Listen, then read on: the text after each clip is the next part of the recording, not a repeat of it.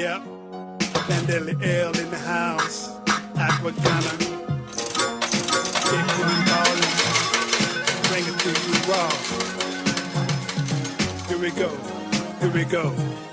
Bitcoin ballin', gonna chat callin', what you need, baby, I got you. Bitcoin ballin', Aqua we all in, it's our time, no more sleeping. We're ballin', we're ballin'. What's Aquaman? Bitcoin ballin'. I was gonna not know where the volume Ballin', was. ballin'. It's on the top, bro. It's on the top. It's on the top. Have you Top ever of the iPad? have you ever used an iPhone? Top of the iPad, bro. Literally on the iPad. On the iPad. I see it. No, I just put it on the volume.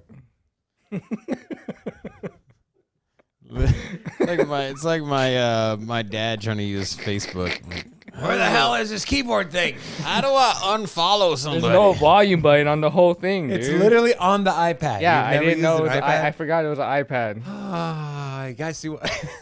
What's up, crypto fam? Happy Hump Day. Happy Wednesday. Welcome back to Sin City Crypto Live.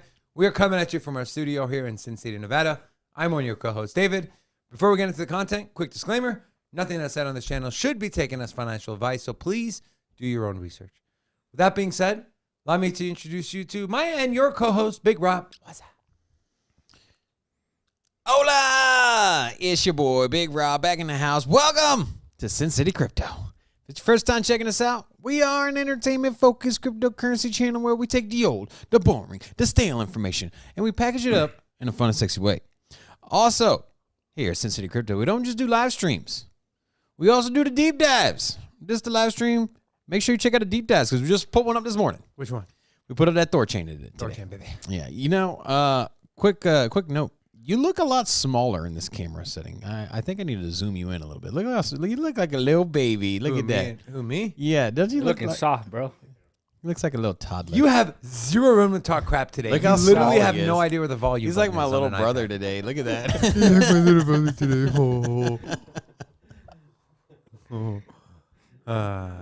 The only thing little about you, Robin, is Man, that's funny. All right. Anyways, Bitcoin's moving.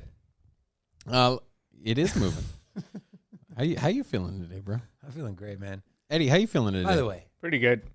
Pretty good. Now I got my coffee. I'm good. Oh, okay. I like that mug you got there. yeah, The Sin City Crypto mug. that's right. Now let's do some roll call. Go ahead, Eddie. Oh, yeah, we got Russell in the chat first. Congrats. Nashawn.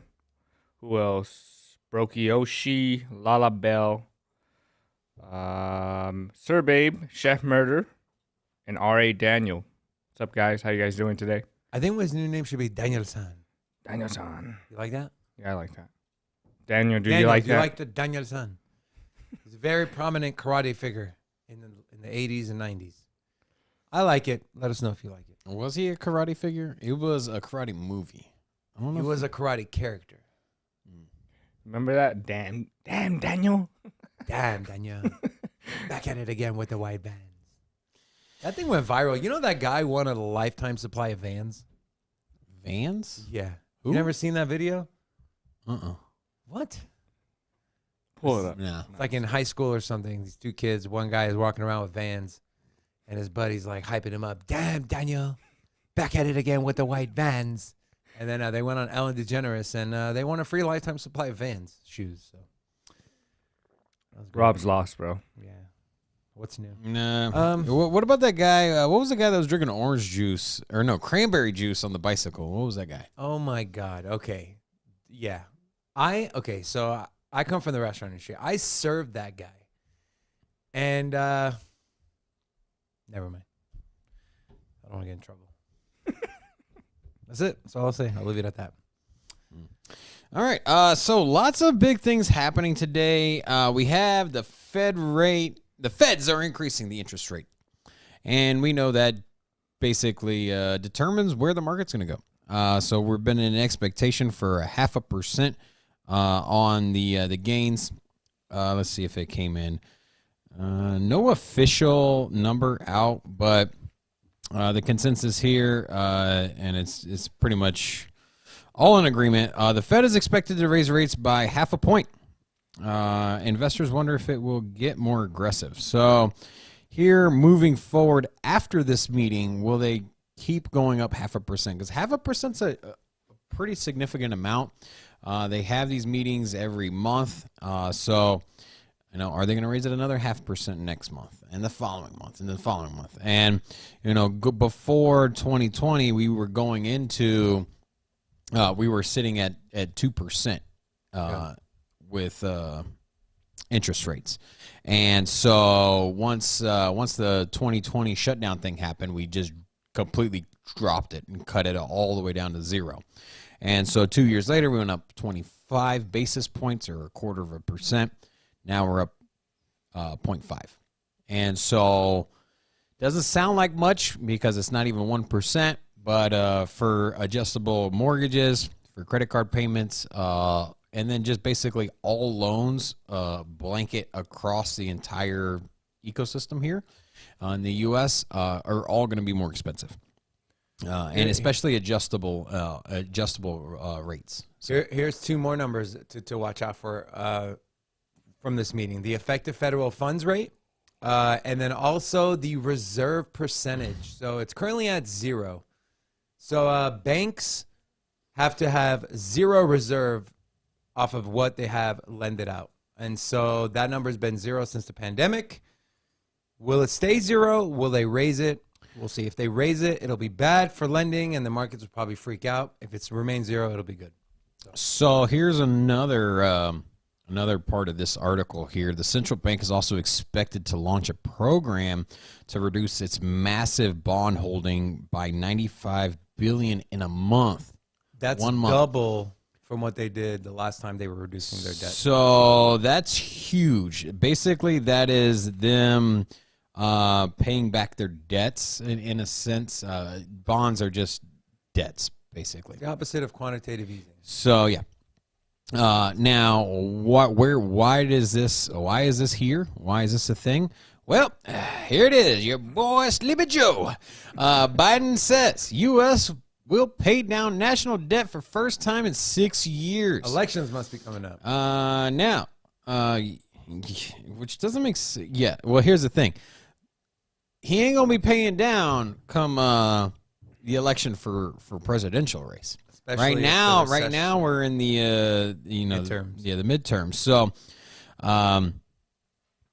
now he's basically saying that going to reduce it down by here's the corresponding number. So $95 billion just this month. So be ready. We have ended the endless stream of money pumping into the U.S. economy through just straight up handing money to the banks and large corporations, because that's what we were doing. And now we were just like, you know what? Let's put a stop to that. Now everyone's in debt. So and they're selling off. They're selling off their bonds, and there you go. So there's a lot going on right now. So yeah, we'll probably get these numbers in during the show. So when we do, we'll bring them to you. Yeah. Now, traditional markets kind of just everything's neutral right now. It's because everyone's waiting to see. There's no big movement either way. Nasdaq's sitting literally at 0.01. Dow Jones, S&P 500, and as you can see here, even more headlines. S&P 500 slightly up due to the traders brace for half-point rate hike. And remember, guys, the 50 basis point rate hike is already priced into the market. It's if they come out and say 75 basis points that the markets will freak out and tank. So if they come out and say 50 basis points, don't worry, markets aren't going to tank. That's expected. Now, there has been rumors that maybe there's a 0.75% increase, but highly unlikely. That doesn't. Yeah. If that happens, the markets will tank. Yeah, everything will tank. But anyways, Bitcoin is up though. So in anticipation for the rate hike, the markets are stagnant, but Bitcoin's moving. And so we're sitting at 39,000. It was only yesterday we were sitting at 37,000. So we've had a big rebound. There was a lot of talk, even here in our studio, regarding where we could go. That we lost the $38,000 support level. And you know what? We just kind of hung out at 37,000 for a few hours, maybe half a day, and then right back. So will we break 40? That's to be seen. But right back where we were, what was it, 2 days ago. So taking a look at the 7-day, yeah, you can see here where we came in at the beginning of the week at 38,000, and we're back there again. So is this sustainable? That's my question. What do you think? What do you think, David? You think we're going to be... I think we'll get to over 40. You think we're going to rally over 40? Yeah. And stay over? I'll explain why. Well, that remains to be seen. I mean kind of in the short term. Like go over 40, hang out there for a minute, but basically be over 40,000 for the next few weeks. I don't know about the next few weeks, but okay.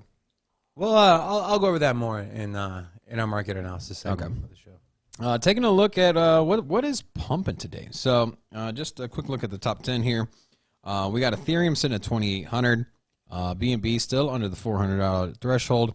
Cardano had some big movement today, up 5%. We do got some Cardano related information to discuss today. So if you're a Cardano fan, make sure you stay tuned for that. And then taking a peek at the crypto bubbles. So Zilliqa up 20%. Curve Finance up 12%. Curve Finance has been on a move, man. Where are they at? Oh, maybe not. I thought I saw them up yesterday as well. So, and then taking a look at, must be something going on with Curve Finance. That's on the weekly chart here. Anyways. Yeah, I mean, a lot of green. I mean, look at this. A lot of green in the market. I mean, Waves is up. Tron is up again. Tron's moving, man. I'm telling you. Don't miss out on the Tron train. Yeah. Don't miss out on the Tron train. ApeCoin up 7%. So, there is extreme fear. These numbers were aggregated when we were at 37,000. So it'll update here in 6 hours. But crypto fear and greed index sitting at 21. So a lot of fear in the chat. And also, a lot of fear in the world here, in the crypto world. But I just want to say, we got a new viewer, French Toast. Hola! Welcome to Sin City Crypto. French toast. That's right. Do you like French toast? Who doesn't like French toast? Are you a French toast or a pancake guy?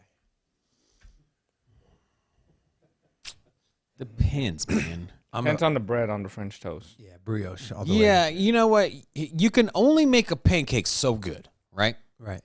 I mean, the threshold for a good pancake, it's like up here. Now you can ruin a pancake, Have you ever had? but the threshold for a good pancake is up here. You know, or no, down here. Have you ever had strawberry banana pancakes? But What about Nutella pancakes? strawberry banana, get out of here, man.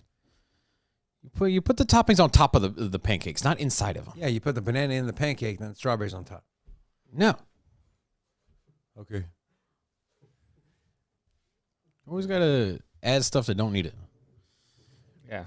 Like, look at my new footprint. Says the guy who adds random commentary to. This is David. He's like, look at my new footprint gas pedal I installed on my car. It's badass. Makes me drive faster. What? You seen the footprint gas pedals? No, I haven't. So it's like this. It's like a metal foot. You replace your gas pedal with it. And he's making fun of me about it. Let's Robin's over here researching foot pedals. let's order. Yo, No, let's if I order you one, will you put it? Let's in? get on with our show. How about that? Hold on. If I order you a footprint gas pedal, No. will you put it in your car? No, you should put it in yours, though. Looks like you know all about it. Come on, bro. Take a look at this, man. Look at this badass thing. You tell me you wouldn't put one of these in your car? What? It looks like a baby foot. You like driving with no shoes on too, so Yeah, he looks I like think your toes would fit very, very well in there. So, anyways, that's all I got, bro. That's all I got. Wow. You know, Good job, Robin. not only do Pat you yourself get on the back. traditional insight on the markets, you also get crypto news, and you get Useless Up to news. date trending retail items that you can put in your car. That's right. All right, let's move on. We're getting into our very next segment, the hot take. It's hot. So our hot take today is as follows. What will the bear market take with it this time? What's the most likely to disappear? Shiba Inu or Axie Infinity? Robin, throw it to you first. It's hot. Double intro, baby. Shiba Inu, or what was the other option? Axie Infinity. Axie Infinity. Yeah. Ooh. The bear market Grim Reaper is here. Who is he taking with him to the graveyard? I'm gonna go Axie Infinity, man. Damn it.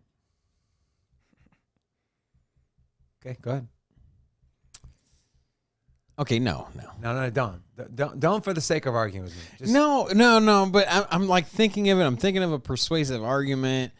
And here's the thing. Axie Infinity had the Ronin hack where they lost a ton of, basically a ton of people's money. And so there's a lot of doubt that's circling Axie Infinity. And you know what? A lot of these play-to-earn games, DeFi Kingdoms was the latest exploit. Axie Infinity, the one just a week before, 2 weeks before. And so this seemed to be a reoccurring theme here. And as the layer ones, as these big projects become more secure, with the exception of Solana, as the layer ones become more secure, the people that are coming out with exploits are moving down to more vulnerable projects, newer projects, things that have a lot of complexity. So, you know, realistically, the reason that Bitcoin is as secure as it is because it's freaking simple. You know what I mean? There's not a ton of variables compared to what you see in like Ethereum or the other layer one smart contracts. There's so much code built into these, and there's so much functionality, so many different points of failure in these chains that, you know, it's easy to exploit. And these play to earn games, I mean, there are even more issues that can potentially arise than your traditional layer one. So you're seeing them get attacked. So that is concerning. But if they don't have any more issues, if Axie Infinity can clean up their game, if they don't have any more of these exploits, they have the potential to become the next Pokemon. They have the potential. the game is dead. But you know what? It would have to be. Axie Infinity would have to upgrade because, okay, here's the thing. Gala Games, it's a studio basically. It's a video game studio, and they have a portfolio of games. And Axie Infinity has their Axie Infinity game. That's it. It's just one game. In the same way that you'd think of like Pokemon, where they have just a franchise, a game, but they need to expand. They need to come out with Axie Infinity 2. They need to make it more intriguing. The game, it looks cool visually. Still, it's a little outdated compared to some of the AAA franchises. But if they can come out with Axie Infinity 2 and leverage their blockchain, the Love Potion thing, it's kind of trendy. People use it. It has utility if you're playing the game. But I hate SHIB. Boy, not a SHIB fan. And eventually, this project will die. During this bear market? No. That's the question. This bear market, SHIB will do better. But they will die. They will die. That's right, baby. They will die. A slow death as people exit the market. There's just no functionality for it, bro. We got it on record. Yeah, I'm going with that. Just this bear market. I'm going with that. I'm going with Axie Infinity. SHIB has too much behind them, too many community members, too many hardcore believers, too many fans, too much in the pipeline. SHIB is here to stay, not just through this bear market, but every bear market. Get out of here, 100%. Get out. Axie Infinity, Robin mentioned everything. The Ronin hack. The game is outdated, man. Ain't nobody playing Axie Infinity. I tried playing once. It was dumb. Now, if you play Axie Infinity, I love you. Do you play any video games? What I are you do. talking about? I finished Valhalla. That's like the guy never I running. finished Valhalla. It's like a guy never running or doing anything but walking all his life, and then trying to run a marathon. And be like, Marathon's stupid. Exactly, bro. game is Yeah, stupid. you're trying to judge a game and you don't The play game is games. dumb. Get out of here, bro. I played the game. The game is dumb. The game is stupid, and it's literally one game. And you can tell demand has dropped for it. People are getting tired of it. At least when you go to Gala, you have a suite of games. Here you have one game. So Axie Infinity, bye-bye. You are leaving the crypto market when the Grim Reaper comes. You know, speaking of games, me and your boy Eddie over here. What's up, man? You know, we are straight Call of Duty beasts. Call of Duty phenoms. Do nothing but get dubs, man. And if you play Call of Duty, put a 1 in the chat. If you play Warzone, put a 1 in the chat. If you like video games, put a 1 in the chat. Let's see what our community thinks of our hot take. So Rocco, pull up my laptop. So we put this poll on YouTube, and it looks like 58% believe SHIB will be more likely to disappear during this bear market. What the hell is wrong with you guys? SHIB ain't going nowhere, man. It's a top 15 cryptocurrency. We're talking about Axie slipped down to what, outside the top 50? I don't know. 26 votes. Huh? Axie's going bye-bye. Are you putting these Axie's getting axied. Are you putting these polls on Twitter as well? I am. We got a couple of new people in the chat. We got Shiza or Shiziel. Shiza. Hola! Welcome to Sin City Crypto. And we also got I saw somebody else in here. Who? Mervin. I thought we hired a media guru. What happened? Like, Hola! Media guru. was it social guru or media guru? I think it was what was it? What was this title? What was the title, Rocco? Social guru. Social Yeah, guru. he ain't Social being too guru, social. bro. He's over there, quiet like a pip. We're easing him in. You know, he's adjusting here. He went from video production to doing his hair. Media guru. And Doing his hair. Nice to see you not just roll out of bed and come into the studio, Eddie. Proud of you, man. I did, actually. You look good, bro. You look good. All right, let's move on. We're getting into our talking points where we bring you the latest and greatest news and all the happenings in cryptocurrency. Let's go.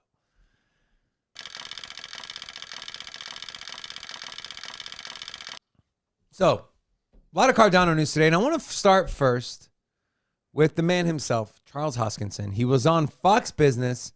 This was a 6-minute interview, but we're not going to play the whole 6 minutes. We're going to play about 3 minutes, 3.5 minutes. So I'm going to play it, and then we'll discuss it. So please enjoy.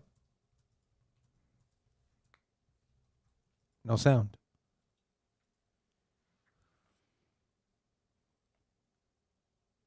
Incredibly successful story and an incredibly success story at Cardano. But let me ask you about blockchain in general. Sure. What can blockchain do for global business, and what areas do you think the blockchain is going to be most effective? So anywhere where you have a consortium of actors who have to work together, who don't necessarily trust each other but need to work together for the market to form, is where blockchain is best at. So it can be a voting system. And you ask who counts the votes. It can be a supply chain system. You say who audits that to make sure it's ESG compliant or whatever your goal happens to be. It could be a medical record system. Let's say you get in a skiing accident in Aspen. How does the doctor up there get your medical records if you're unconscious or something? So these are simple problems to state, but in collection, because of globalization or because of lack of trust, they're hard to solve. And usually we solve them by having a central institution, some bank or some body, and say, okay, they're in charge. But by being in charge, they have enormous influence. We saw this with social media, for example. They control speech in certain cases. So what you can do with blockchain is remove that central party and then basically have a common logic, and they all can work in a decentralized way instead. And that's what our industry's been slowly doing. And we started in finance. That was kind of the first application. And now we're looking at everything: healthcare, communication, telecommunications, all these different marketplaces. Well, I mean, you just said, I think, what's one of the key words, and that is slowly. Do you worry that international economies are faster in terms of coming up with the regulatory boundaries, in terms of coming up with usages, that it's kept getting away from the United States? Well, that's an interesting question. So we have seen a global trend where the status of the dollar as the world reserve currency, because we print so much money and because of recent political events, it has diminished quite a bit. But it's not like what happened when the British went to the American standard where it would go from the U.S. to the Chinese standard, there's a global desire to move to a transnational standard that's not controlled by just one nation. And nobody really wants, in the Western world, the Chinese standard to replace us. So blockchain is another example of a compromise solution. If you can't have another empire take over, can you have a transnational framework which is decentralized and no one actor has control over it, that has fair rules for everybody, and everybody's treated equally and no one can be left out of that order? Before you go, I got to ask you a little about crypto, because you are also the co-founder of Ethereum. Tell me about Ethereum versus Bitcoin versus others. I mean, what should we understand about these different cryptos? Why did you create Ethereum? Yeah, so there are generations, and so the Bitcoin was great. The problem with Bitcoin is that it can only do a limited set of things. You can kind of push value around, but there's no programmability there. That's why I use the example of the web. Before JavaScript came, you could build these beautiful websites, but you couldn't interact with them. You could just read the text, you could just see the pictures. And then when JavaScript came, then you could program them and interact with them. That's where YouTube came from and Facebook came from and so forth. So similarly with Ethereum, we added smart contract support, then you had programmable money.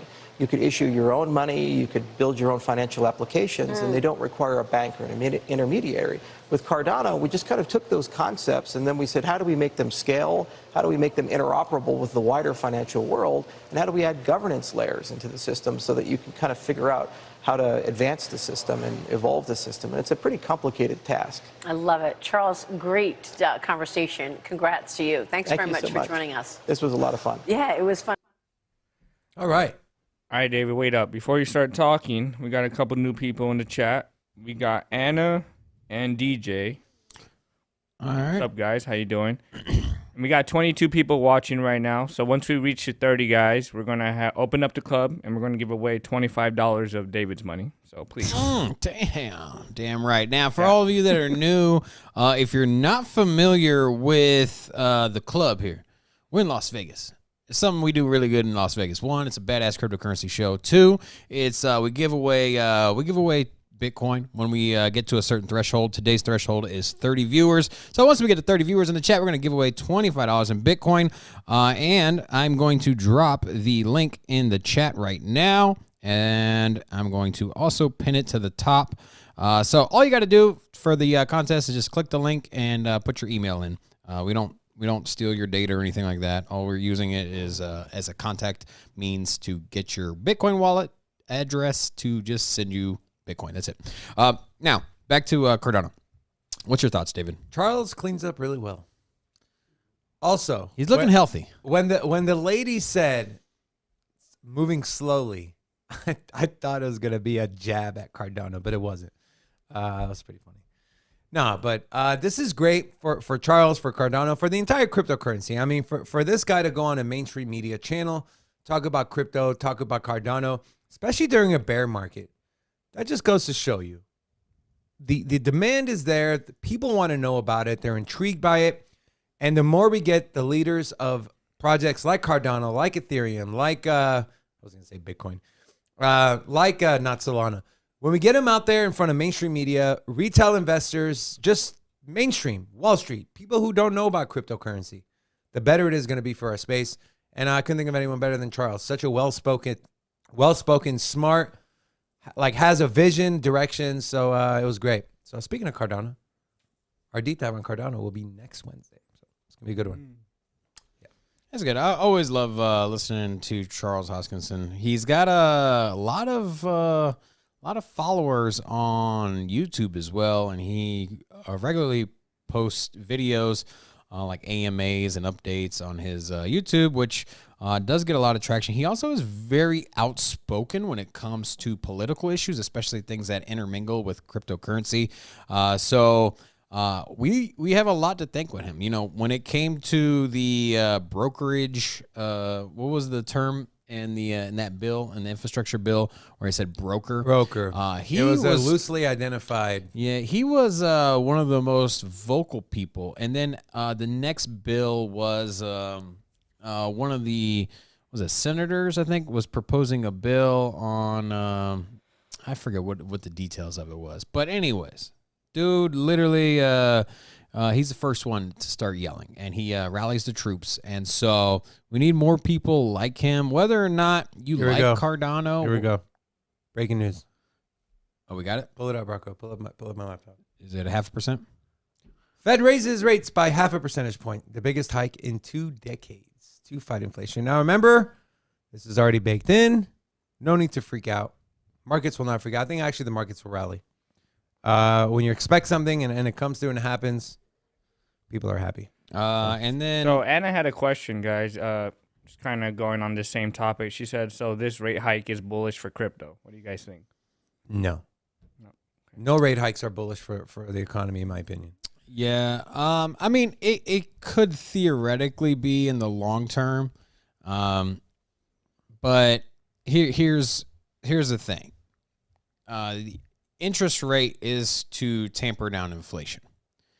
If you tamper down inflation, you're going to slow down basically Borrowing. the markets and borrowing.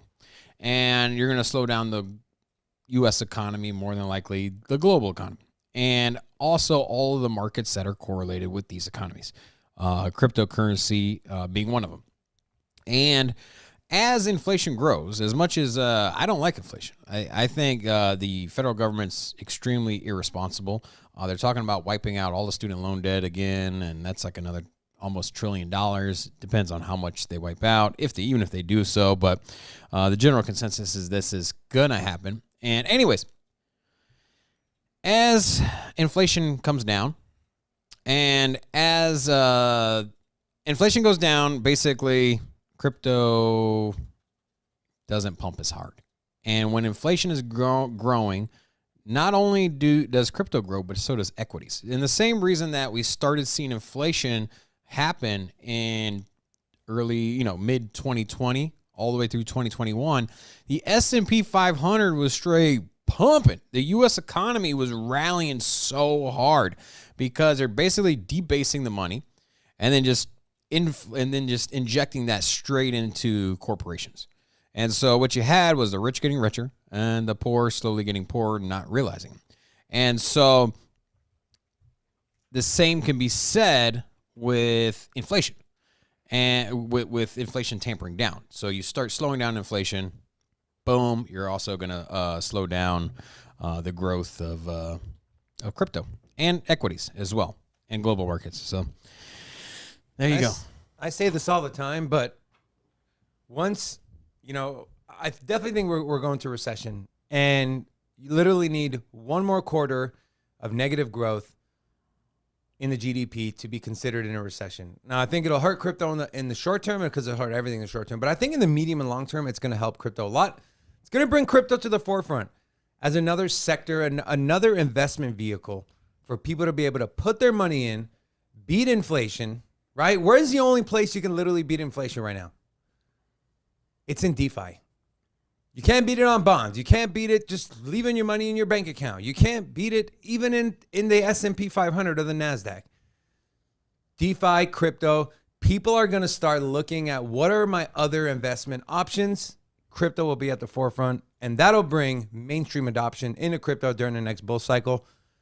That is why I'm predicting we will see $250,000 Bitcoin by the next bull cycle. He's predicting. The Messiah has spoken. Hell. So, See, Dow rises 100 points. Robin, why don't you pull up the traditional market? I'll pull up the crypto market. Let's see like the very near term. I mean, just off the news, we were sitting at pretty much zero, even on NASDAQ, up 0.5%. Dow Jones up over 0.5%. S&P 500 climbing steadily as well. So basically, when you remove the fear of going up 0.75%, when that's no longer in question and what you expected comes to fruition, basically you put people at ease and the traders are back on the floor trading and pumping the markets. And the reason we keep harping on NASDAQ, if you watch our show at all, you already know. We like to follow NASDAQ because Bitcoin likes to follow NASDAQ. Not 100% of the time, but 90% of the time. So, Bitcoin's sitting at 39,000. So still up almost 3%. Yeah, still sitting where it was.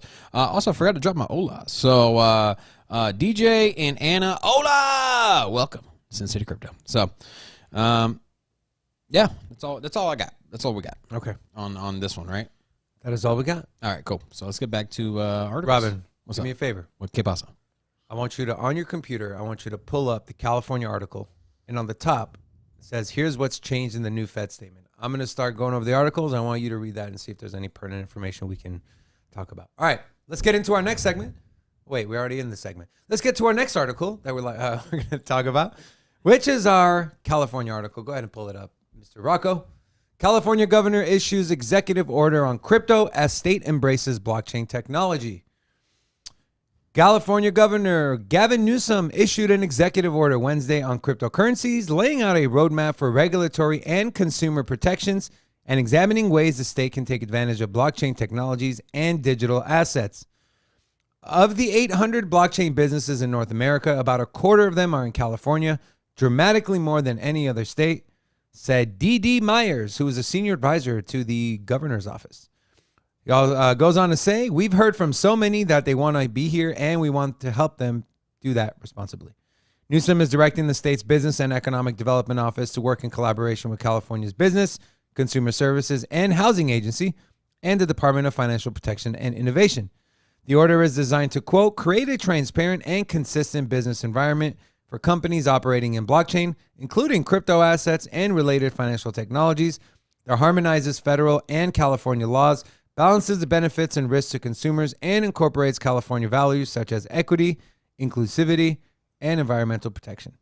Myers said the agencies plan to hold roundtables and listening sessions with industry leaders, consumer advocates, and even critics. And D.D. Myers goes on to say the opportunities are almost endless. We can do things like remove middlemen from transactions involving real estate or even automobiles. We can use it to protect people's identity and provide benefits to people through government services. If we're selling carbon offsets, we can make sure that the same forest isn't being sold twice and that there's some record that's transparent. So California, if it were to split off to its own country, would be the 7th largest economy in the entire world. So this is huge. Go ahead. So with splitting off, there was when I grew up, growing up, there was always talk of there being a massive earthquake and California splitting off from the continental United States or North America, and then like floating out, bro, and being like an island. And they even made a movie. Was it Escape from L.A.? Remember that? No. It had such a bad movie, bro. Historically terrible movie. It had what was that? The white dude actor. It's from the 90s. You know what? It's a remake from an 80s movie, but it came out in the 90s, or maybe it was a 70s movie. I don't remember exactly. But let's see. Was it Escape from L.A.? Historically bad movie. Oh man, look at this. Look at this. What's this guy's name? Kurt Russell. That's right. Oh. Yeah, look, he has an eye patch. Don't you put that on me, Ricky. Look, pull this up. Pull this up right here. So you want to talk about breaking away from the United States? This movie forecasted the crypto revolution. Kurt Russell's Escape from LA. It was he outran a tidal wave in a motorcycle. Wow. Only to be overdone. Only to be overdone by what is it, Vin Diesel? Man, that guy. Triple X. I think Vin Diesel outskied an avalanche or something. Or do you mind giving your thoughts on the article though? Oh yeah, my bad. What was the article? No. I had to bring up a movie reference, man. So, right in line with the executive order that Biden has. Yeah, no surprise. You know what? Biden is a Democratic candidate, and the Democratic Party tends to line up on hot issues. And what is hotter right now than crypto? Not much, really. So, if you're looking for re-election, and remember they tried to boot, what was this guy's name? John Spaghetti? No. The name of the governor. What's his name? Newsom. Yeah, Newsom. They tried to recall. They had a special election to recall boot him out. It's like, first of all, Democratic candidates just keep winning that damn place. So California used to be a big Republican state. it used to, Texas and then used to be a big Democrat state. It flipped in like I think it was like the 90s? late 90s. Yeah. It was that whole George Bush era. The Californians did not like George Bush, but anyways, yeah, right. He's just basically lining up with the Democratic Party.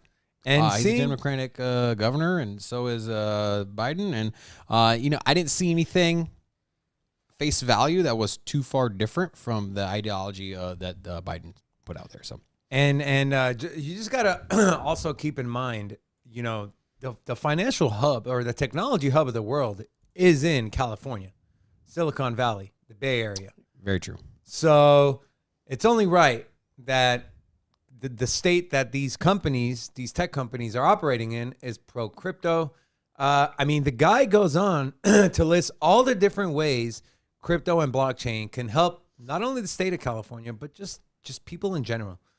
And we're hearing this stuff during a bear market. Imagine what you're going to be hearing. Imagine the prices we're going to be seeing when the bull market comes back. And is the bottom in on this bear market? I don't know. But I will go over a metric that will answer that question for us during the market analysis. Real quick, I know you asked me to take a look at. So here on the, this is what changed on the Fed statement. So when the Fed convenes for their meeting, they do release basically some notes. So here, everything that's underlined is new. Everything that's got a red line through it has been axed. The only thing I really see here that stands out, they mention the C word lockdowns in China, likely to put more strain on the supply chain. Also, you have here that at the bottom. This is pretty huge, though. What is it? On June 1st, as described in the plans for the reducing the size of Federal Reserve's balance sheet, basically just basically wrote it on paper. They're reducing the budget. Official. So, yeah, there you go. So Cool. It's happening. It has to, guys. It has to happen. You can't. If they don't start doing this stuff, you're going to see inflation of 15, 16, 20%. And then it's going to be worse. Then you're going to have people who can't afford the basic necessities of life. Then you'll see stuff like you've seen in The Purge. And we don't want that. So I'd rather raise interest rates a little bit, try to bring inflation under control. There you go. That's right. Do you think we'll see a plus 10% inflation in this near term? I think we capped pretty out at close. 8.5. I think we capped out at 8.5. Well, 8.5. I think it's next week, May 11th. May 11th. So A week from today. we'll find out. We will get the new CPI now. I wonder what index they'll use this time. Will it be the CPI? Will it be the PGI? Will it be something they just made up, the DBI? Tracking the price of jelly beans. Yeah. Well, seen as the price of sour belts. Sour belts? Yeah, those candies. You don't like those? What is a sour belt? Sour Does anybody in the studio know what a sour belt is? Everybody shook their head. You guys are not candy connoisseurs like me.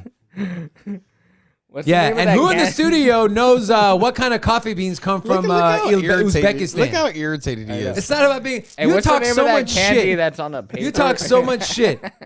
How many people in this studio know where the farm of Uzbekistan and what kind of beans they grow for Can't their take a coffee? joke. My wife told me yesterday. She was just like, every time you make a joke at David, Yeah, well, no one cares. He gets so pissed. No one cares. She's like, he doesn't know how to take your jokes. I'm like, yeah, I know. That's funny. Anyways, let's move on. We're going to Cardano. Cardano retail interest is rapidly increasing, on-chain data shows. The retail interest in the digital asset is growing along with it, recent on-chain data analysis has shown. In fact, the balance held by traders, aka retail investors, or addresses holding ADA for less than 1 month has increased by as much as 186% over only 30 days. This is a tweet that was sent out by No Idea. These addresses now collectively hold 36% of the ADA supply. At the same time, the number of hodlers holding the token for longer than 1 year has increased by 6.2%, while the number of cruisers, these are people holding it between 1 and 12 months, has grown by 10%. So long-term hodlers are holding their coins and the numbers are rising. And also, whales are accumulating Cardano as well.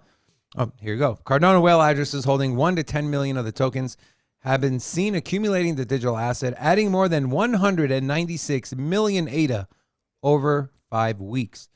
At the same time, ADA added almost 100,000 wallets in Q1 of this year with an average pace of 5,000 new wallets daily. So stuff's happening on chain for Cardano. Stuff's happening off chain for Cardano. When the hell is the price going to catch up with everything that's what happening? I was just thinking too. I'm like, We're in a bear market, bro. Everything's down. So let me just go back to my laptop real quick. So this is a cute little pie chart of what's building Did you say on cute? Cute, yeah. It's a cute pie chart.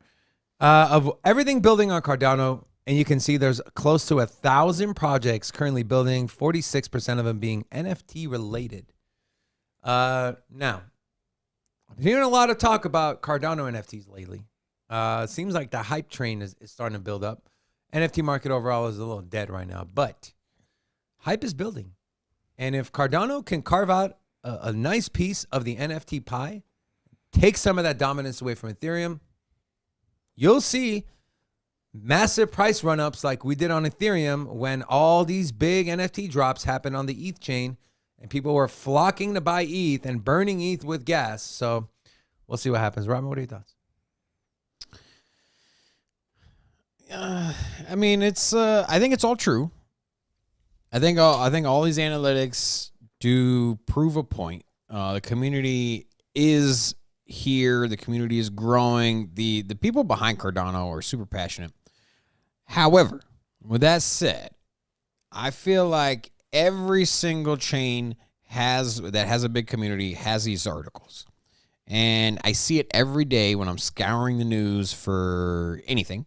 Just browsing the news, it's always some shib whale or millions of dollars were moved or whatever. It's always this bullish metrics about how much money is getting thrown at these projects. Shiba Inu being one of them because it's got the largest community. But all these big community-driven tokens seem to get these metrics blasted on the news.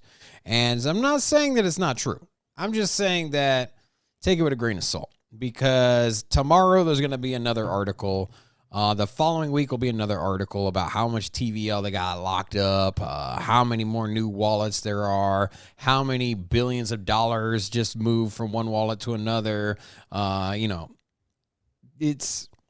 me see real results. Let me see the TPS get faster. Let's see the transactions become quicker. Let's see the volume on their DEXs rise. Those are the numbers I want to see. I want to see like the utility numbers go up. I want to see the transaction numbers go up. Those are the numbers I want to see, not so much like the movement of money. Like, for me, I think it's a narrative that a company that wants to push a token can easily push their direction. Got to follow the money. Follow the money. This is not bearish, obviously. It's bullish. No. But like I said, I think it's all true. But it just needs more adoption. Like, people have to, like, there's dApps already operational, but obviously they're not causing this big supply shock to ADA.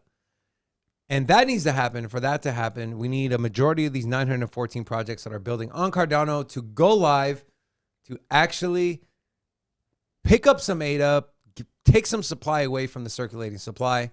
And then that's when we'll see a real big price move up. But I'm super bullish on Cardano long term.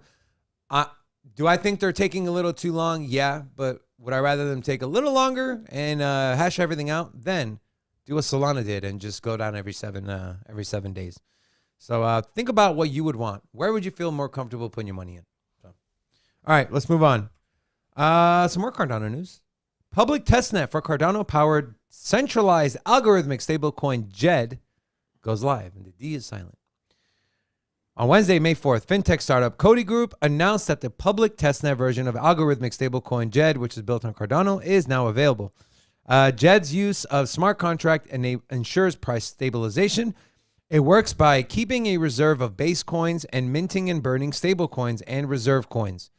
JED's white paper states that the JED protocol, quote, behaves like an autonomous bank that buys and sells stablecoins for a price in a range that is pegged to a target price, and that JED is crypto-backed in the sense that the bank keeps a volatile cryptocurrency in its reserve. JED is the first stablecoin protocol where stability claims are precisely and mathematically stated and proven. It is designed to be used for payment transaction fees on the Cardano network. And this is a quote from Mr. Hoskinson himself. The JED stablecoin could be a game changer in the crypto space, appealing to an entirely new audience at a time when the industry is already experiencing astronomical growth. JED shares our commitment to formal verification, proving a robust method of combating price volatility of crypto markets. Robin, go ahead. Oh boy, this could be huge. Algorithmic based stablecoin. The first one that comes to mind, Terra Luna. Obviously the most successful in this department.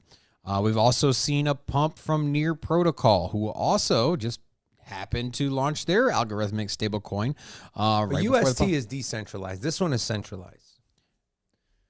So it's a no. Algorithmic stablecoin basically is saying that it's decentralized. You know, by nature. Now, the idea of algorithmic stablecoin is that to offset the price movement on one side or the other, you sell the other asset. And basically, you have people buying and selling to stabilize the price of an asset. I'm looking at this article, and it says, I'm sure, here, pull up the article real quick. Here, I'm sure this is supposed to be a D.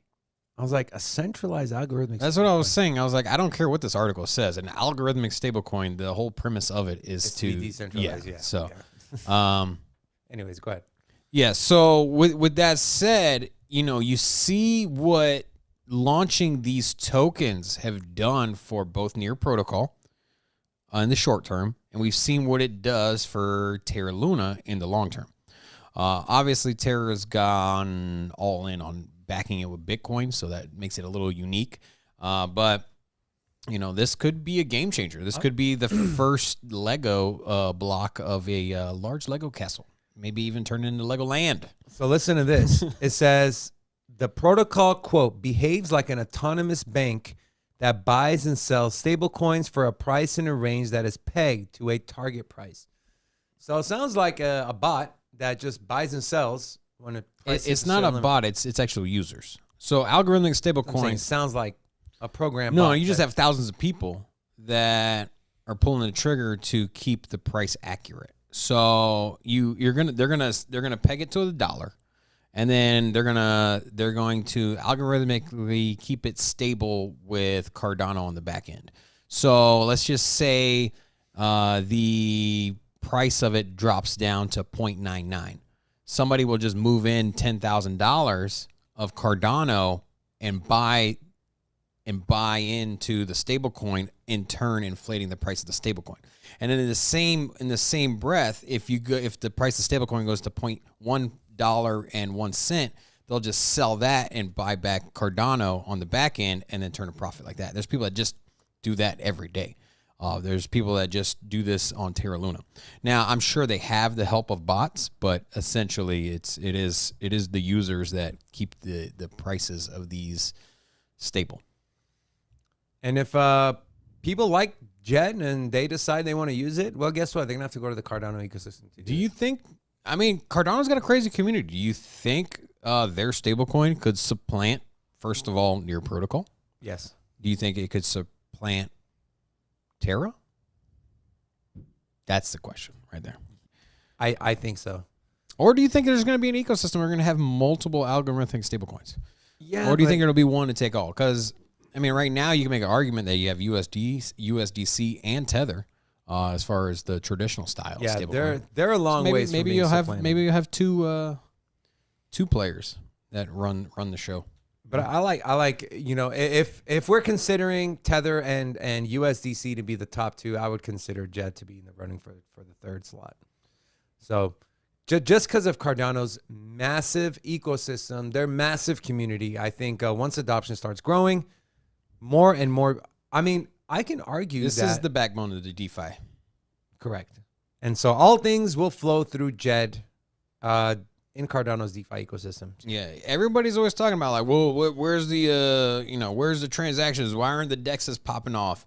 This is the first step right here, and so you can look back at these little milestones, and these could be what pumps the market. And it's these things that don't at face value look sexy, because you know what looks sexy is like a large corporation using said cryptocurrency, like say the Mavericks taking Shiba Inu for Dogecoin as a form of payment, or a nation state adopting Bitcoin. These things move the meter, but those are short lived. But the things that build the ecosystem out, that the fundamentals that at face value don't look that sexy, these are the things that in turn will pump the market. Cardano integrating Chainlink as an oracle, that only happened like 6 months ago. Yep. And so before that, they just basically massive upgrade with these little things that on face value don't look that sexy. So there you go. Which is kind of weird to see Chainlink and Cardano mesh together, because they were they in a little battle there for a minute. Cardano, here's the thing. Most smart, like Cardano, for example, they have, I think, like 6 oracles they use, and most chains. Here's the thing: if you're gonna run a layer 1 blockchain and you're gonna run DeFi, particularly, you need to aggregate your data from multiple sources, because the more reliant you are on one source, the more susceptible you are for a point of failure. So if and Chainlink, for example, if they're gonna run a price of say the dollar, they're going to aggregate it from multiple places.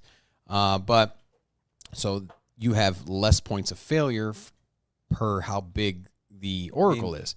And then if you take that to another level and you bring in even more oracles, it just makes it more foolproof. I just don't understand how any serious protocol cannot integrate Chainlink.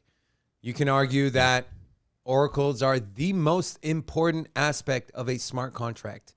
Literally, without oracles, smart contracts cannot operate. And when you're talking about bringing in an oracle, Chainlink is the gold standard, like the best of the best, the cream of the crop. And so that is why people always talk about Chainlink, why it always survives bear markets, because it's a necessity. You have to have an oracle service to run your smart contracts. But there's also what people don't realize is that there are oracles that are particularly good at aggregating data in certain sectors.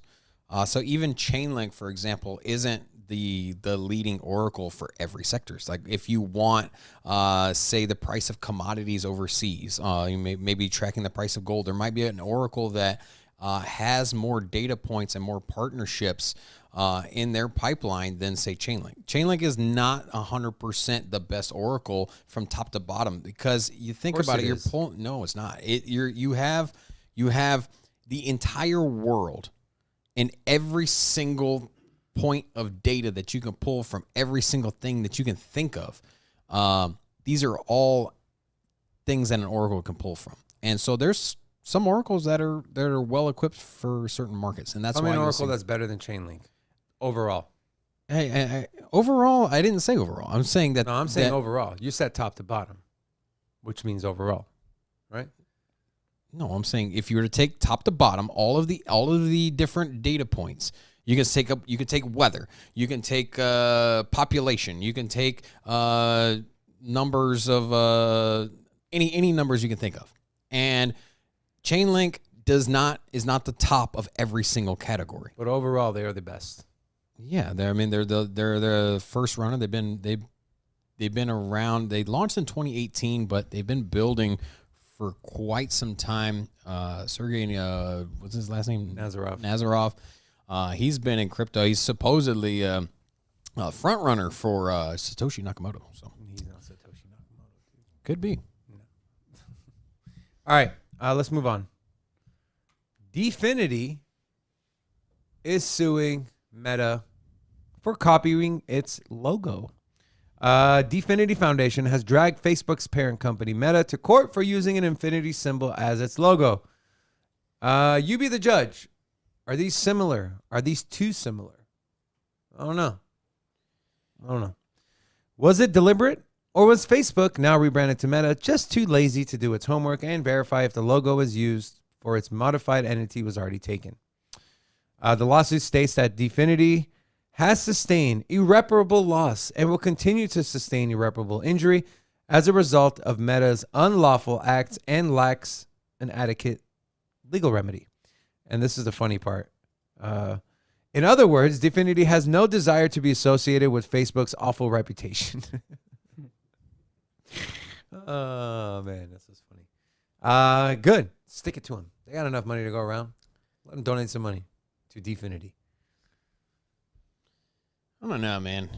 Yes, it's the same direction of flow, circle thing, whatever you want to call it. Infinity logo.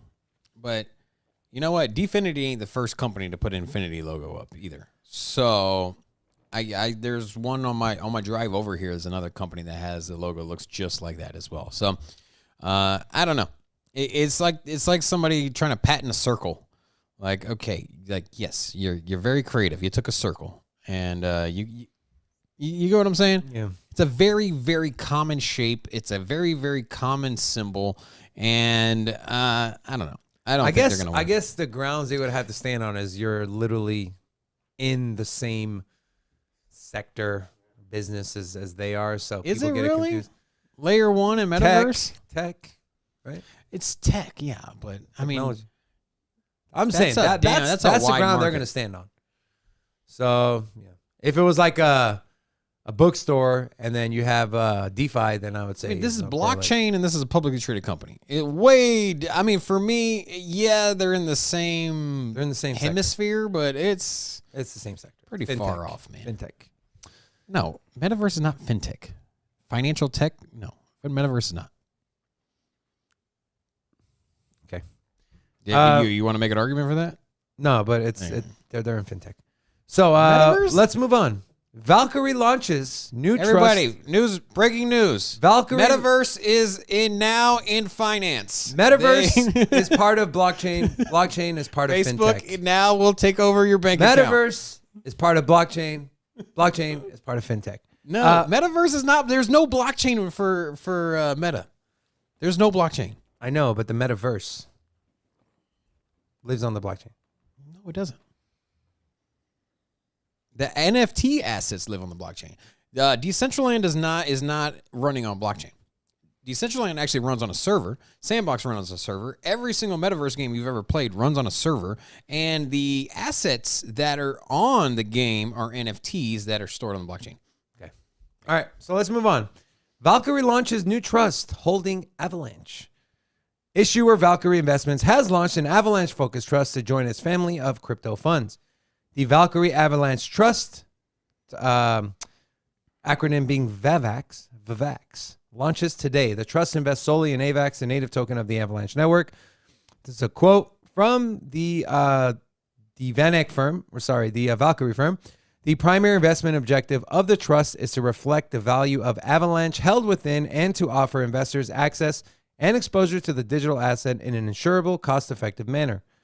It's the sixth single asset trust, which includes vehicles with exposure to Bitcoin, Polkadot, Dash, Tron, and Zilliqa. And this is, again, a quote from Valkyrie. AVAX is growing rapidly in terms of adoption, largely as a result of its blazing fast transaction speeds. By launching this trust, we're able to give qualified investors exposure to a protocol that they have been increasingly asking about as DeFi projects, NFT platforms, and many other projects have increasingly begun to build on the Avalanche blockchain. Okay. Why don't you just go by the token? Like Valkyrie, why don't you start offering like BlackRock did, like Fidelity did? Right? Was it Fidelity? Fidelity. Was it Fidelity? The 401ks? Yeah. Yeah, Fidelity. And why don't you bring some sort of service of cryptocurrency to your clients? They obviously want it, but you're like, you're taking the long road. You're taking just buy the coin, buy it from the spot market. There's no need for a futures or a tied to asset or whatever the hell you're doing. They're just doing the same thing Grayscale does. Just buy the coin. They're doing the same thing Grayscale does. Just buy the coin. Investors, Investors, Here's your buy the way of getting exposure to an asset if you don't feel comfortable buying it from an exchange personally. So if you're a Wall Street trader and you have no desire in opening a Coinbase account, but here's the thing. You have your tax guy, you've done things a certain way all this time. Like, this is how you've invested all your life. You've been in the market for 20, 30 years, and you have one company that trades for you, and you call them up. You're like, hey, I want some crypto. They're like, okay, which one do you want? How much returns am I going to get off Bitcoin? Like, well, you know what? It's going to be good, but like, I want more. Okay, well, you can go to secondary assets, Ethereum, Avalanche, whatnot. And then here, how do I get it? Well, you can buy it from an exchange. I ain't buying it from an exchange. Boom. That's your option. That's so dumb. I mean, it's the truth. It's the reality. And who has, here's the numbers that back it up. Who has the largest holding of Bitcoin? Grayscale. It's a trust. Literally, the number one holder of Bitcoin is a trust. So when you say who the hell is going to buy, I'm like, why is it trading at a discount? Because the markets are down. And when the markets were up, when we were in a rally, Bitcoin was at a huge premium on the side you don't want to be on. Basically, you're buying at a premium, an inflated cost. I don't know. The whole argument of you've done things a certain way for 50 years. Well, guess what? Stuff changes. Technology changes. Lives change. The numbers speak for themselves, man. Look at the holdings Grayscale has, not even just in Bitcoin. I mean, people are comfortable investing in that way. People want exposure to assets through the market, through Wall Street, through the traditional channels. That's just the fact of the matter. We are degens. We're crypto guys. We don't understand it. But there's people that have been investing all of their life. They don't want to go outside the box. And it's not what we like. It's what these people that have been trading all their life, they're the ones that hold the money. Remember, it's less than like 1% of the population hold 90-something% of the money. And so it's what the 1%ers are doing that move the market. And so if the 1%ers have been trading in the markets all their life in Wall Street, they're not going to leave that thing. You're not going to all of a sudden start biking to work because the guy next to you is like, bro, that's the best way to go. Man, what are you driving in your car? You can get to exercise. Like, you're going to be like, no, I've been driving to work every day in my car. That's how I'm going to get to work. But you can burn calories and you can get to work. And like, you got it opposite. It's like without riding your car to work every day, and then riding your bike to work every day, and then you can afford a car, but you say, no, I've been riding my bike to work every day for 17 years. I ain't buying no car. Whatever side of the story you want to. When's the last time you rode a bike? Long time. Wow. I got matching beach cruisers for me and my wife. Got a basket on the front. That's where Robin spends his money. My wife's got the little bell on there, like ding ding. And I literally ordered a special custom horn called the Honker 3000, bro. It's like this big, bro, and it's got like one of those big black. It's like the black air thing that you squeeze is so big you need two hands, bro. I got to put my feet up on the steering wheel, and I'm like, it's like a freaking Mack truck coming down the road, man. It's a Huffy, bro. It's the generic one, but my air horn, the Honker 3000, bro. Honker 3000. Look this thing up. It has like a bend in the horn. How much money did you spend on that? I think it was like $30, man. It wasn't too bad. All right. And then it's like bike horn Honker 3000 or something like that. Did you find it? Well, our producer wastes his time looking for the Honker 3000. Let's move on to our next bit of news. It might be 2000. Today, but it's something in the thousands. Today was the man, the legend, the late Hal Finney. Would have been his birthday today. So I want to share some news on Mr. Hal. Show some pictures. So Rocco, pull up my laptop. Raise a glass to the world's first Bitcoiner Wednesday. Hal Finney, the first person to receive a Bitcoin transaction from none other than Satoshi Nakamoto, would have celebrated his birthday Wednesday. And this was his tweet back in January of 2009, running Bitcoin. And this is a quote from Mr. Finney. I think I was the first person besides Satoshi to run Bitcoin. I mined block 70-something, and I was a recipient of the first Bitcoin transaction when Satoshi sent 10 coins to me as a test. And there's a picture of him. Posted by Rizzo, Mr. Pete Rizzo. And sadly, Mr. Finney passed away from ALS. Terrible, terrible disease. Back in 2014. Mr. Finney, thank you for everything you've done. I wonder if he was a real Satoshi. Miss you, bro. ALS is That's one of the most messed up. not only does it conditions take you away from this earth sooner than you need to, but it also makes your remaining years. Yeah, your remaining years pretty difficult. Yeah, And so remember the ALS challenge. Yeah, the ice bucket. Yeah, that was good, man. Because it brought a lot of awareness to it. And who was Stephen Hawking's? Stephen Hawking, yeah. He had that. And That base football player, the Saints player. Yeah, punt returner. yeah. Yeah, it's messed up. But Mr. Finney, it's his birthday today, so wish you a heavenly birthday from here. Also, Us here at another leading candidate for Satoshi as well.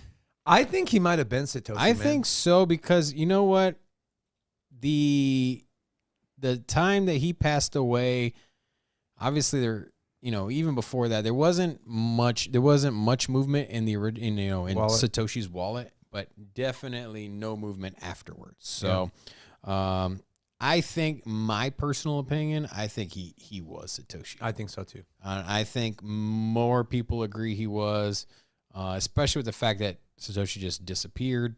Obviously, it would make most sense if the person was no longer here. But I did find a picture though. Here, pull up my laptop.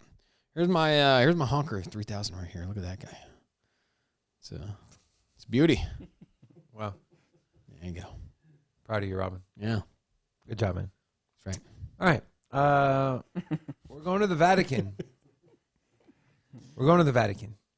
The Vatican to officially launch NFT gallery to, quote, democratize art. On May 2nd, it was revealed the Vatican would open a non-fungible token art gallery so that people from all over the world could see the artworks, manuscripts, and other objects in its collection. This has got to be the most bullish NFT news of the year, right? Yeah. I mean, I don't know why more people aren't talking about it, but I'll let you finish. In particular, the initiative is a cooperation between Sensorium, which is a virtual reality startup, and Humanity 2.0, a Vatican-led NGO. This is a quote. The parties will work on the development of the first ever VR and NFT gallery hosting Vatican's art, content, and academic initiatives. Father Philip Larry holds the chair of logic and epistemology at the Pontifical Lateran University in the Vatican. He stated, "We look forward to working with Sensorium to explore ways to democratize art, making it more widely available to people around the world, regardless of their socioeconomic and geographical limitations." So now you can virtually tour the Vatican. You can see all the artwork, everything they've done. Pretty cool. You know what I want to know? Are they going to put the shroud on there? You know that long fabric. Yeah. So they had they X-rayed it and they got his face out of it. Like here, pull up my laptop real quick. So you remember this? They took I forget, it was an X-ray. Anyways, they pulled up the picture of his face through whatever digital means by scanning the shroud. You could loosely see his face in the shroud just from the naked eye, but this was an enhanced version of it. But super famous. But yeah, I mean, you got to think how many pieces of digital art potentially. I mean, the Vatican is that's like the museum of museums, right? I mean, that is literally the creme de la creme. I mean, outside of maybe your super famous artists like Picasso and things like that, I think it falls right below that. The Christian paintings and art pieces. So, I mean, yeah, Vatican's Catholic, I believe. Yeah, what Catholic, whatever Jesus. Yeah. Is it the most bullish NFT news? I'm not sure. But it's still bullish and it's still news. But you don't think it's bullish? I mean, super it is bullish. I don't know if bullish? it's the most bullish. I mean, you're getting exposure from one of the oldest institutions on the planet, right?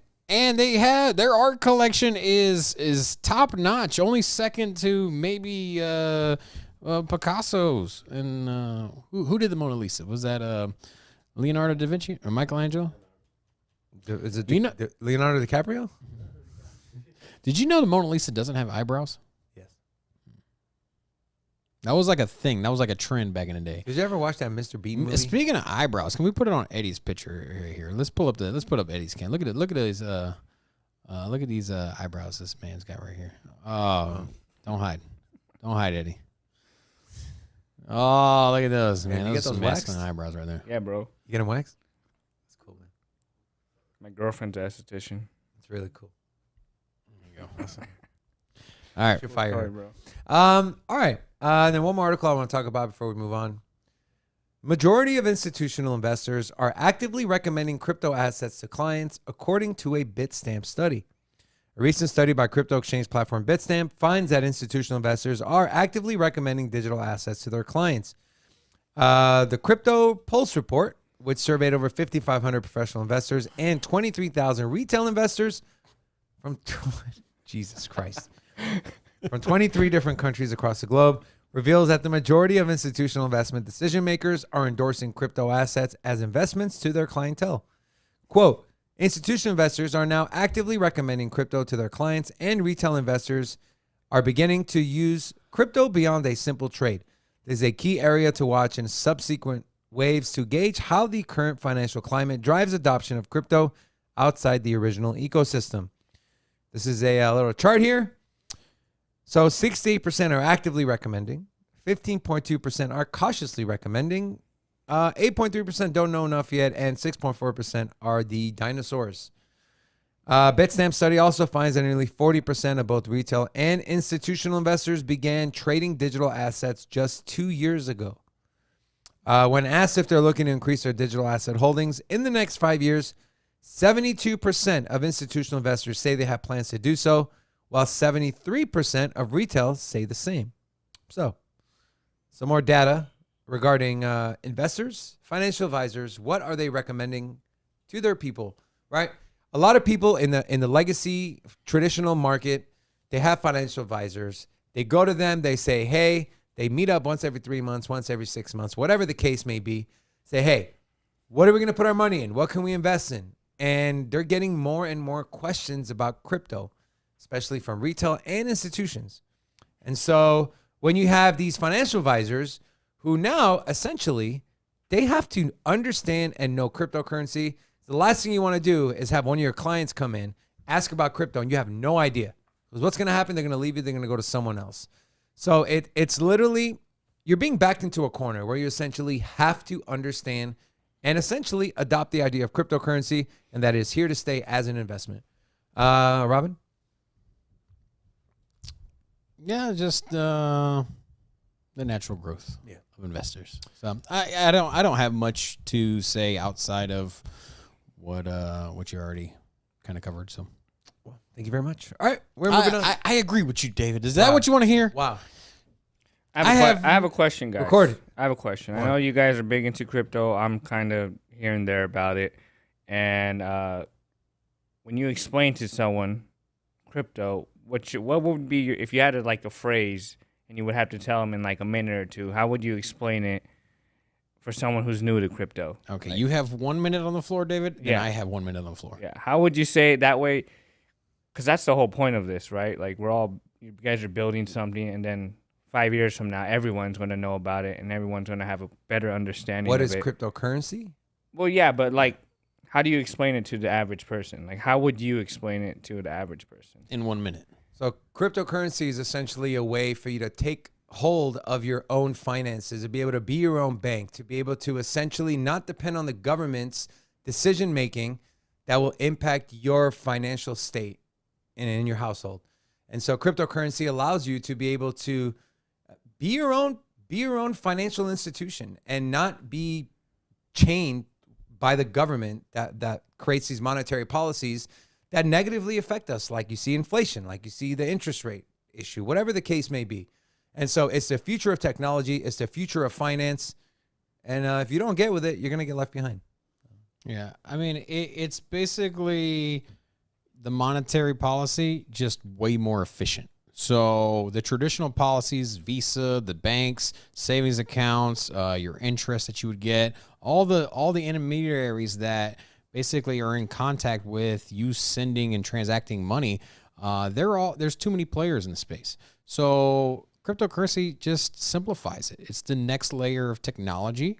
It's what I like to say, the money, the internet money, and everything that's moved over to the internet has essentially been more successful. So you can look at like your media. Obviously, you had newspapers and magazines. All that information is now on the internet. You have communication through what was traditional mail. Now you have email and also direct messages. You have the adoption of the cell phone, where cell phone is not just where you pick up and call. Now you have your messages through basically the internet. And so this is just the next level of the financial sector. So it's the transition from old and stale and doesn't work very efficiently to fast and but now the one thing I would say for somebody I'm talking to new is that you had 1 minute. Yeah. But the one thing I would say to somebody new into crypto is that not all chains are the same. And so what is efficient and beneficial for finance in the future, one chain can do very well, Bitcoin as an example. Another chain who is just more of a money grab that isn't built very well can do the exact opposite. So there you go. Tread carefully. I don't mind him going over his time limit there because it was actually valuable. Oh, yeah. I know. It's when he starts talking about his honker and his homecoming king and all that stuff. It's just like, all right. Eddie got a +1 in the chat. That's a good question, Eddie. That was a good question. Yeah, I just was wondering. And you put us on the spot, bro. Sorry. No, I'm okay with that. I don't care. I'm just saying that was good. All right, let's go on to our very last segment. My favorite, the market analysis.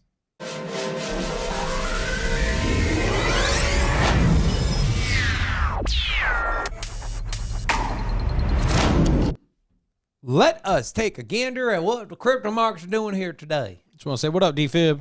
Late to the party, but he's here. No way, he's late. Like you. Let's pull up my laptop, Mr. Producer. So we are up 2.79% overall in the market. Volume is starting to get up there, $86 billion in overall volume. Bitcoin dominance at 42.2%, and ETH dominance getting close to 20%. That's a big number for ETH, 20%. BTC 39.3, up 4.25% in the last 24 hours. Now I want to use CoinGecko because they show us the 1 hour. So up almost 0.75% in the last hour. ETH up 1.3% in the last hour. So biggest movers in the last hour. Looky. It ain't ThorChain. By the way, once we are done with this live stream, go watch the ThorChain video we just released this morning. It's really, really good. Like it, share it, comment it. Let's blow this thing up, baby. Watch it 2 times. Phantom also up 4.2% over the last hour. Same with Harmony, up 3.8%. And then you have Decentraland, Sandbox, and Loopring all over 3.5% in the green over the last hour. Now, look at some on-chain metrics. So this chart shows the exchange balances, not just for Bitcoin, but Bitcoin compared to Ethereum. So orange obviously is your Bitcoin balance and Ethereum is your blue. Now, if we zoom in, let's zoom in from, what is this? This is from May of 2018 that we've zoomed in. You can see Bitcoin and ETH exchange balances have pretty much moved in correlation up until October of last year, where more and more ETH was leaving exchanges and the opposite was happening. And now they are both, Bitcoin and ETH are both in a downtrend. But ETH, there's more ETH being taken off exchanges than Bitcoin currently. So that has to do with the NFTs. That has to do with also the same reason people are moving Bitcoin off exchanges. They see it as a store of value. ETH is not going anywhere. Bitcoin is not going anywhere. And so no surprise that these are the two assets that are being moved off exchanges the most. Something cool I want to show you guys. Also, what percentage of Bitcoin's circulating supply is currently in profit? You can see here anytime we see a large number of supply in profit, if we take just a look here, this was when supply profit was over 99% in profit. You saw a big run up, you saw dips, people taking profits, and then once we got to this top, we stayed up here for approximately 2016 to 2017, a year, and then the price just tanked. That preceded the bear market of 2018. And then if we zoom back out and take a look at where we're at now. So if I zoom back in more recently to the present, if I take away this little sidebar here. So this is from August of last year until now. You can see currently only about 65% of the current Bitcoin circulating supply is in profit. And you can kind of tell that the price remains in correlation. You got to think. 99% of the Bitcoin supply is in profit. People are going to take profit. Now, once we get under this under the 70% mark, is when you get to that level where, well, I'm in a loss on my Bitcoin. So do I sell it and take a loss, or do I hold it and wait for the market to go back up? I think we're in that area where people are like, look, if I'm in a loss, I'm holding it. And if the 65% that is in a profit, they haven't sold yet, they ain't selling. So I think this is bullish for Bitcoin. And then I talked about this briefly. Are we at market? Has the market bottomed out yet? And a great indicator is the MVRV score. If we take a look at a couple examples. So anytime we are in the red here, it signals a market top. And you can see in 2018, if I zoom in, this was in 2018. This metric showed us we were, the MVZ score was 11, and then that preceded the big market dip, the big bear market. And if I zoom back out and take a look at when the market recovered, you'll see the correlation. When we got all the way down here, this is typically market bottom. And every time we're in the green, market bottom, and you see price started to rally. Once we got to this level here, we're at, this was back in 2015. We're at $175 Bitcoin. Then we rallied all the way up to $430. If I zoom back out and I go to 2017 and 2018, which was right here. So this was the most recent bear market we had back in 2017, 2018. You can see we bottomed out. We got to the green zone, and Bitcoin was at 3,400. And then as soon as we bottomed out here, we started our meteoric rise all the way up to 65K. Let's take a look at where we are presently. Is the bottom in? The answer is no, the bottom is not in. How much farther down do we have to go? We haven't even reached this green band on the bottom. I know it's really hard to tell, but we're not too far off, but we're not there yet. So that is why a lot of people are saying we are going to see a $20,000 Bitcoin. I don't know about 20K, but damn, look at that large candle. All right, so moving on. Away from on-chain metrics and onto some technical analysis. So here I have the 4-hour chart pulled up for Bitcoin. Just real quick, I just want to say NASDAQ's moving 1.6% now. It's up now? Yeah, 1.6% up. So. We're gonna see a 41,000 Bitcoin by the end of the day, by the end of the trading period, which is 5 o'clock Pacific time. Now, we showed you this pattern, I believe it was late last week, this falling wedge pattern on the 4-hour chart. And with anything, just remember this, if anything's falling, it'll break to the upside. If anything's rising, it'll typically break to the downside. So beautiful pattern here. We broke to the upside. Now, the important part is we've had 2 candles, and this will be the 3rd candle, which closes in about an hour, that we've stayed above this. Now, here's why I think we'll get to 41, because the way you figure out the length of the move and where it's going to go, you essentially take the midpoint of this channel, and then you plot that line up here, and you can see we're at 41,000. So we should see an increase from where we are, from the bottom of this channel to the top of it, a nice bump of 5.7%.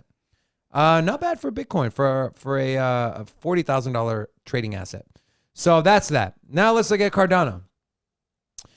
After the big news, the big move up from Cardano, again, this is the 4-hour chart. Nice big green candle. If I go over to the daily chart on Cardano, You can see here what I have plotted is the a huge level of support. And I like to do zones versus just lines typically. And you can see we essentially had a double bottom back in March and then here again in May. If I go to the 4 hour, you'll see even more closely.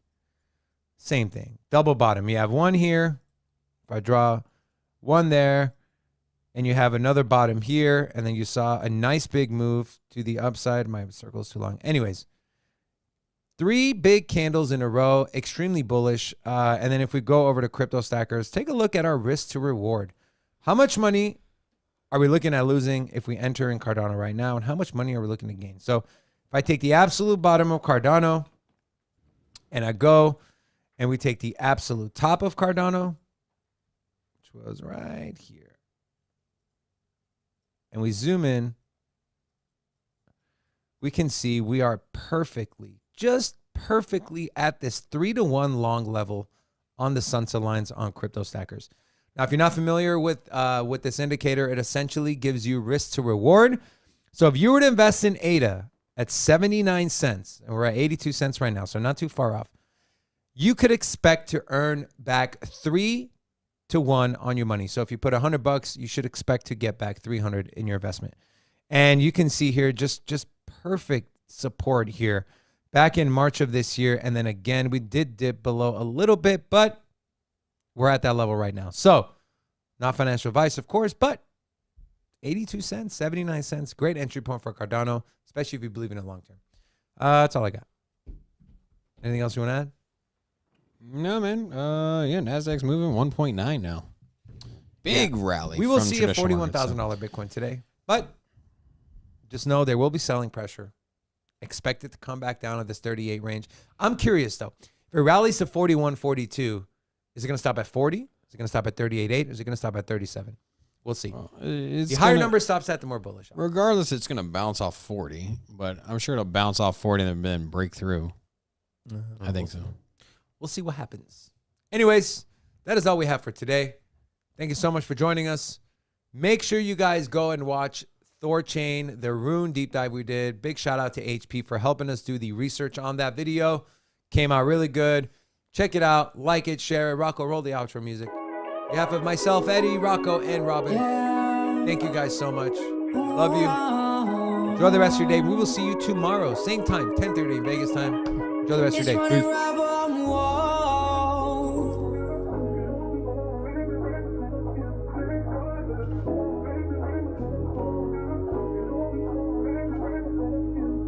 I got 16 missed calls on my phone. Times change, Mickey D turn into Rabuchon. Kick my feet up, drink weed, or smoke on a new strong. Couple margaritas, senoritas, I goof off. I got 16 missed calls on my phone. Times change, Mickey D turn into Rabuchon. Kick my feet up, drink weed, or smoke on a new strong. Couple margaritas, senoritas, I goof off. Smoking on the island, say she wanna ride with me. Took her on a flight, said all her bags from Italy. I sent her with a friend, they shopping there religiously. Whoa, whoa, yeah. You say she love me, but that's when she rockin' Prada bags. Said she ready for the next step, whoa, not so fast. Slow down, slow down, slow down, girl, don't you crash. Whoa, whoa, yeah. Cause we can mess up that pretty face, but we can fuck up that pretty lace. Tryna kiss up, I'm in your place. Man, this shit so crazy. Never thought I'd be doing shit like this again. Put that effort in, girl, then I repay you. Crash that thing out the park, now I feel like Babe Ruth, baby. Shit, I